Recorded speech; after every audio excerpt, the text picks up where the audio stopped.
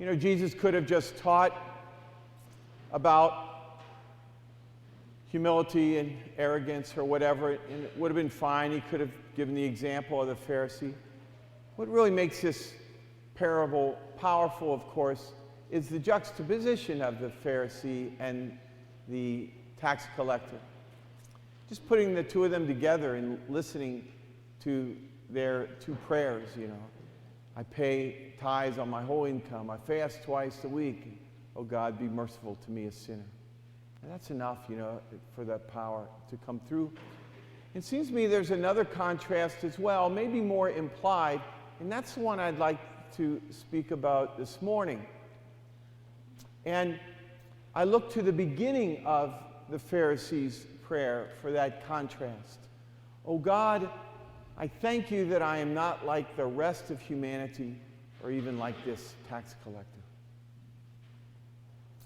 In this prayer, what the Pharisee is saying is, I'm not like the rest of humanity. I am separate. I am different. I'm other.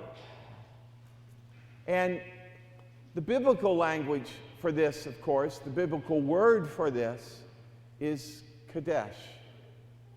We translate it as holy, but it really, in its root,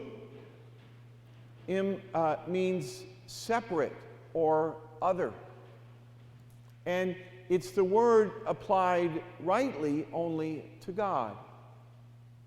In the Gloria, we said, you alone are the Holy One, to Jesus.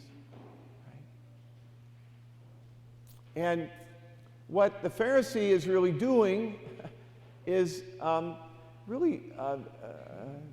making himself God in this sense, you know. Usually when we say that, we mean that he's being judgmental, you know. Who are you to judge? You know, I'm God or something.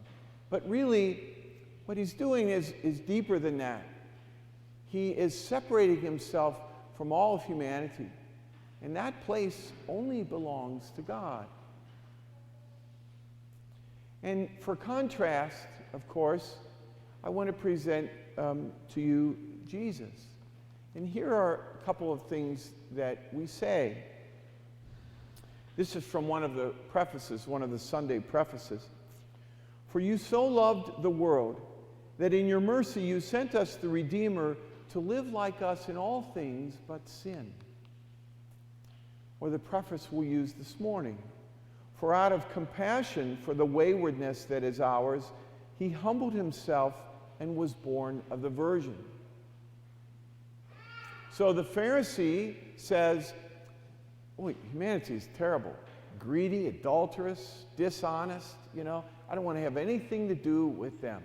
I'm not like that. I'm not even like this guy here. Whereas Jesus says, look at the waywardness. Look at the sinfulness of humanity. They're lost. And he runs toward us and becomes one of us. He connects himself with us so that we be saved. And see the difference. Of course, the phrase I like a lot was in the Christmas Carol, or used to be anyway, in the Christmas Carol we sang. I know all of you thought Denise was off a rocker or something. She came up to me yesterday after Mass. She said, thank you for explaining why you wanted me to do that song. But of course, the political correct police got in there and we sang, pleased on earth with us to dwell, or something, which is okay, I guess. But the original words were, pleased as man with man to dwell. And you can say what you want about the word man, but the idea is, you know, it's very clear in that phrase that Jesus did not disdain humanity, but was happy to become a human being, was just as pleased to be a human being as human beings are, you know? He did not run from us, disdain us, forget us, but he ran toward us even to becoming one of us. He actually disdained, if I can use that word in a slightly broader sense, being God, right? That beautiful hymn for Philippians. Did not deem equality with God something to be grasped at, but emptied himself, let go of that, and became one of us.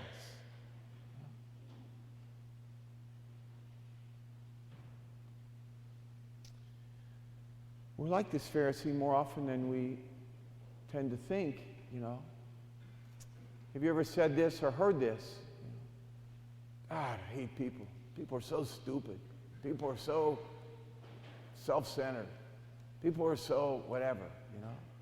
When we say that, that's what we're saying, you know. Or every time we gossip, you know, this person did that, and can you believe she wore that? Can you believe he said that? And, you know, we're the Pharisee. And I find it interesting that in this parable, the Pharisee not only separates himself from all of humanity, but even when he sees a particular, he says, I'm not like this particular person.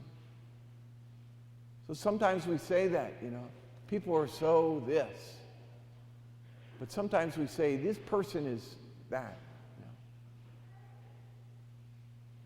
know? And that's what we do. But really, if I think about it, am I never slow, you know?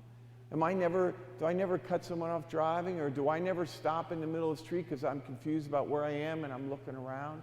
I never get in somebody's way. I always dress perfectly, you know? I always look my best. I never say anything I shouldn't say. My language is always perfect, you know? Et cetera, whatever it is. What I've come to discover about myself is that whatever sin there is in the world, I've either committed it or I'm capable of committing it. Who am I to ever say, people are so, or this person is, or did you see? Really? What I like about this gospel parable is that Jesus not only presents what's right and what's wrong, but he actually presents the antidote for what's wrong. This prayer of the tax collector is the antidote to the Pharisee. And so when I want to say, God, I can't stand people, they're always, oh God, be merciful to me, a sinner. Remind myself, right? Or, I can't stand that person, he always does that. Be merciful to me, a sinner. And I was thinking this just this morning. I didn't say it yesterday. But people often say, Father, here I am in this conversation. I didn't know what to do. I was thinking, what would happen is if in the midst of a little group, you know, that's starting to gossip, you said, oh God, be merciful to us, sinners. I wonder if that conversation would stop dead, you know? Or if you find yourself starting to talk. What if you stopped and said, out loud, of course, oh God, be merciful to me, a sinner. But that's really the antidote for this attitude. Because when we start pointing out everybody's faults, what we're implying is, I don't have those faults. And really, you might say, maybe I don't have any faults, you know? If I'm the person that can point out everybody's faults, does that mean I'm without fault? Jesus said, let the one without sin among you cast the first stone. But we throw stones all over the place. Let's remember this prayer. Let's use this prayer. Oh God, be merciful to me, a sinner.